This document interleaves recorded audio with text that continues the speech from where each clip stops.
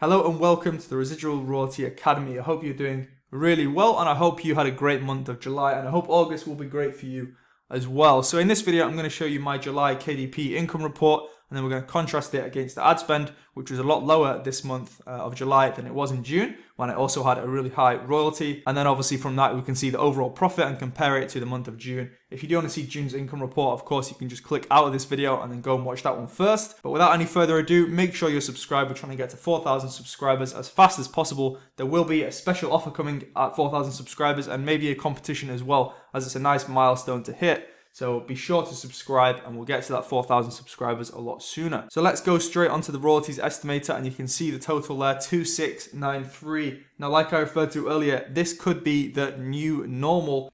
After lockdown, things won't be the same. We'll have to get used to a new normal. America's new normal is what our new normal looks like. Our new normal. The new normal on France 24 and France24.com. Because I didn't really have any books this month that were selling out of proportion or seasonally, like a Father's Day book or anything like Q4 numbers, when your royalties are higher than usual. This month was just pure normal books selling that I've launched at a normal rate. So hopefully this is like the new baseline for my royalties, and hopefully it's only going to increase from here. And I want to get to like 4,000 or 5,000 by the time October, November comes, so that December is like over $10,000 hopefully. So let's have a look at this graph. I actually can't hover over this graph or it will show the titles. So instead, let's go on to this one. So you can see we had the lowest day was around $48 and the best was about $147. And I think the average is about 86 when you take the average of this number divided by 31 days. So you can see, I think there's still some printer issues at Amazon.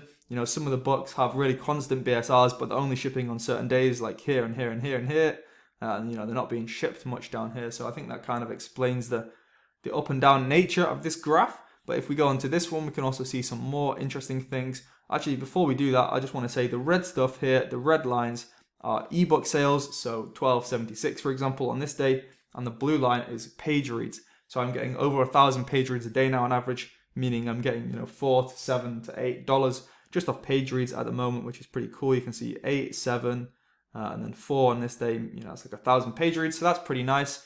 And if we go into this one, we can see the breakdown in total. So 269 from ebook, 2,300 from paperback, and then 123 just from page reads, which is awesome.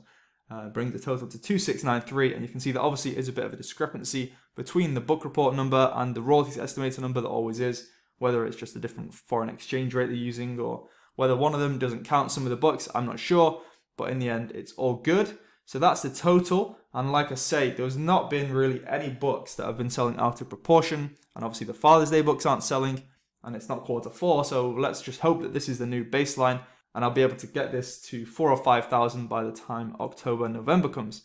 So you can see the ad spend here. This is a pretty bad ACOS. Obviously, when you're launching new books, you have to expect that the ACOS goes a bit higher, and to be honest, I have been a bit lazy, not really checking the ads that much, so that can kind of explain the high ACOS there. You can see I only spent $321, so not too much really. And then on the UK, the ACOS is better for sure. £455 spent to bring in $1,790 in sales. So the royalties from that would be, let's say 300 orders, average $2 something.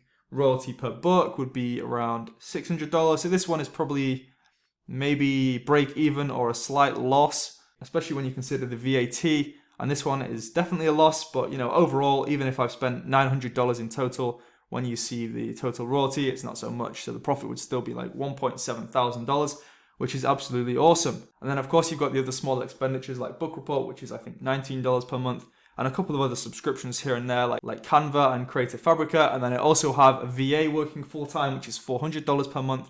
So I guess that brings the overall profit to maybe $1,500, which is pretty nice. I did have 2 VAs, but that first VA has again quit. It's a long story, we'll save that one for another video. But what that does illustrate is that when a VA is working for you and they're making those books for you, you own these books forever. So even if that VA no longer works for you, your royalties are staying the same, but your costs are going down. So hopefully that makes some sense. Maybe we can talk about this in another video. I did do a full 1-hour lesson on VAs in the Zoom masterclass that I held last week. If anybody would like a copy of those recordings, just comment down below or just drop me a message or email or however you usually get in contact with me, and I will let you know how you can get your hands on those 5 hours worth of Zoom recordings to really blow up your business. But that's pretty much all I have to say for this video. So make sure to subscribe, like the video, and I'll see you next time. Videos every Monday, Wednesday, and Friday.